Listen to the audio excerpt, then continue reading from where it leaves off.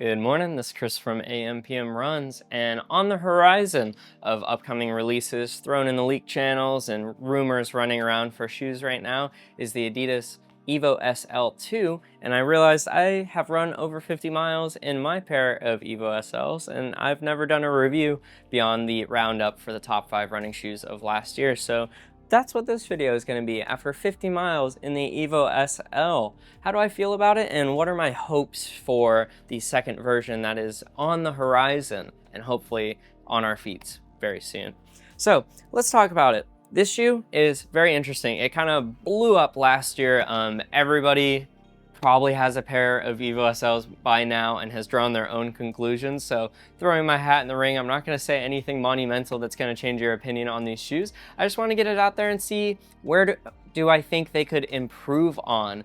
And they've got 18 different versions of the EVO SL out right now, and none of them are spiking my interest due to the things that I don't necessarily enjoy with this shoe.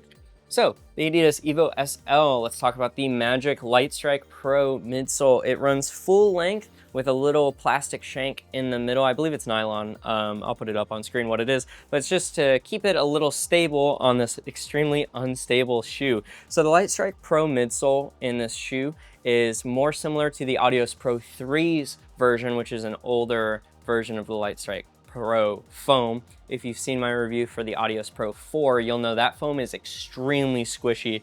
It's very stable, unstable. It's stabilized by the fuel rods and just the overall geometry of that shoe, whereas this shoe is more stabilized by that shank and just kind of counting on its lightweight and the speed that it wants you to be going on this shoe. I love the midsole. Everybody knows it's kind of a hollow shoe with just a magic midsole here. It is squishy and fun. It's resilient and durable. People have hit 400, 500 miles in these shoes and say the midsole still feels alive and still keeps kicking. And I would love to have done that in this shoe, but unfortunately, that brings me to the upper on this shoe, which I do not enjoy at all. I have to retie this because it has the signature Adidas laces, which are truly terrible. One day I'll swap them, but the problem is the upper as a whole is not necessarily comfortable to me.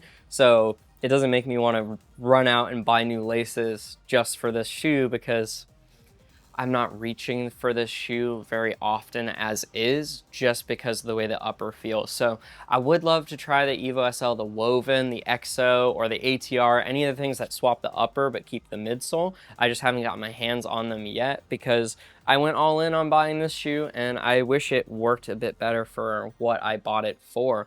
So this upper is really light and breathable. It helps bring the US men's size 10 that I'm running in down to an 8.4 ounce shoe, which is so light for an up-tempo daily trainer. It is so nice and fun to run in, but the upper is terrible. If you like it and you get along with it, I am so jealous of you and I'm so happy for you, but I find I wiggle around in the upper a lot. The tongue is non-gusseted. It flops around, it slides around. It goes to the right of my foot, it goes to the left. I use this on intervals and I have to stop after each interval during my rest periods and kind of readjust the tongue or fully relace the shoes because it just doesn't bite and lock it down in place.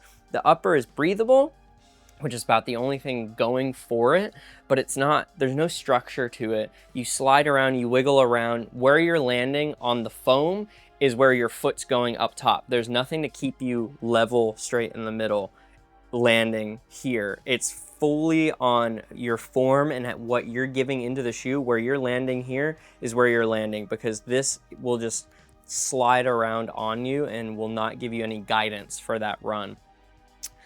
Underneath, we have a pretty nice layer of Continental rubber. I haven't noticed any kind of problems with this. It mainly, like I said, everything down below here, below the upper, is kind of a win. I'm hopeful that they know that and won't adjust it too much in the next version. I just want to see this upper improved on and maybe a bit of the geometry on this side where they definitely shaved off some foam to save weight, but maybe just a little bit more of this flare out so you have some more stability. It's fun because it's rowdy, and that's what this shoe is kind of for. It's like a fun go-get-'em shoe.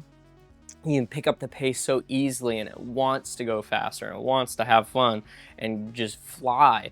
But you can't do that all the time if your foot's just sliding all around. And like I said, I have to constantly readjust and retie because these laces are terrible.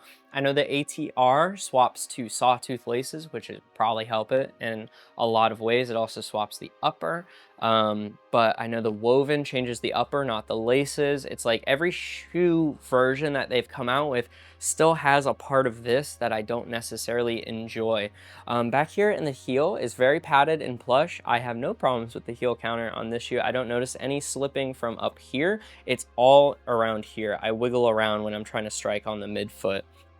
The heel counter is stiff. It's not flexible, but it's comfortable. It holds your foot in. It's just all of the movement that happens up in the top. And it's because you want to pick up the pace. You want to be running fast, taking those corners quickly because it's energetic. You're getting so much pop and fun from this midsole here, but the upper just lets the shoe down in every way.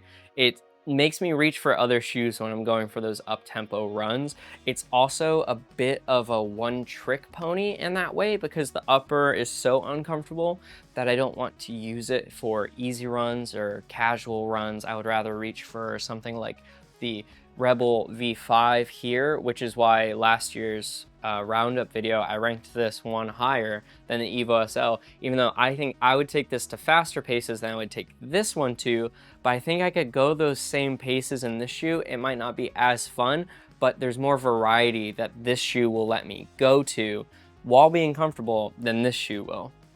The EVO SL is just a bit one trick. It's I'm going to do like my 6 to 8 effort out of 10, and if you're doing your warm-up run in it, probably not going to be as comfortable, not going to be as plush. It's gonna, like, you're gonna have to fix up the shoe before you then go on those tempos, and that's what I had to do. I wore these 2 days ago. I wore these 2 days ago, and I did a 2-mile warm-up. It was okay for that, but I was like getting a little like wiggly in my shoes, so before the actual intervals started, I went and retied the shoe, did my first half-mile interval, had to stop, retie the left shoe, did the next interval, had to stop, retie the right shoe. Then I did 2 more intervals, they were fine. And then before I did my cool down, I had to retie both shoes again because they were just loosening up. I don't know if it's the laces, I don't know if it's the upper, but this combination here just doesn't work up in the front for me. I know a lot of people wear it around just as a walk casual shoe.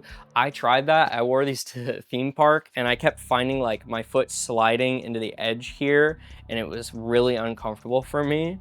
And so I didn't wear these shoes for a long time because it gave me like a weird ache in this section just from walking in that. I've noticed since I started running in them again, that pain hasn't come back, but it was just a weird caveat of like, this shoe's straddling the line between like, it's so pretty, it's such a cool looking shoe. Obviously everyone loves the way this thing looks. It is a knock out of the park. And I just wish it was better for those things. It's doing the same things, I think, the SC, sorry, not the Super Comp, the Rebel V5 is doing. I think this shoe looks really cool and it's fun to walk around in. I think this shoe looks a little cooler, but it's not comfortable. I can walk all day in this shoe. I cannot walk all day in this shoe. It's just not comfortable enough. And it just leads this shoe into a very narrow subsect of when I want to reach for it. And I constantly find myself thinking like, oh, I want to do my faster intervals today, but I have a 2.5 mile warm up before. And it's like, do I want to set these aside and wait to use these for the actual intervals, or do I just run through them for the whole section? It's just hard. I don't find myself reaching for these shoes as much as I wanted to. So for the EVO SL version 2, I'm really hopeful that they keep this midsole alive, they give it that same energy, maybe widen this base just a little bit, just to give it a little bit more stability, and then just fix up this upper. I think if they left the midsole the exact same, that's fine. You don't really have to tweak it. It's the best part of the shoe. I just wish they would fix this upper and these laces, maybe gusset the tongue so it doesn't slide around so much, give a little bit better of a lockdown here, and just a bit more structure, I'd say, to the top. It is so sock-like, almost like a race day upper, but even the Adios Pro 4 race day upper is way more comfortable, way more supportive. I don't slide around in that shoe. I don't bounce around. I don't have to retie those as like the lace lock thing. This kind of has like outlines like they were gonna do the lace lock, but if it is like an unbranded lace lock, it doesn't work. I think it's called Light Lock, sorry, on the Adios Pro 4. That's their brand for like, it's like these long strips that run underneath, and it's supposed to keep the laces tied down tight without having to tie them down tight. It's just better locked down. This shoe doesn't have that. It doesn't work. The insole is also like glued in and not removable. I tried seeing if I could run with different insoles in here, something with a bit more grip so I wouldn't slide around so much, but they're glued in pretty solid. Just in case you're wondering, if you're someone that likes to run with orthopedics or anything, not the shoe.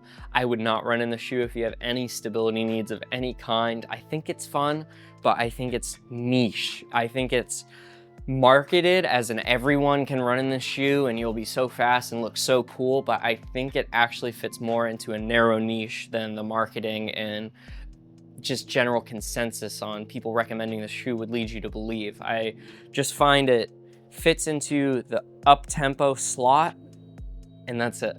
I don't see going for this for race day because of the upper problems, and I think my feet would start to get really annoyed. And obviously if I'm going for race day and I'm doing these repeated hard sessions where I'm like running fast consistently, I don't want to have to stop to tie my shoes. I don't want to have to stop to deal with that.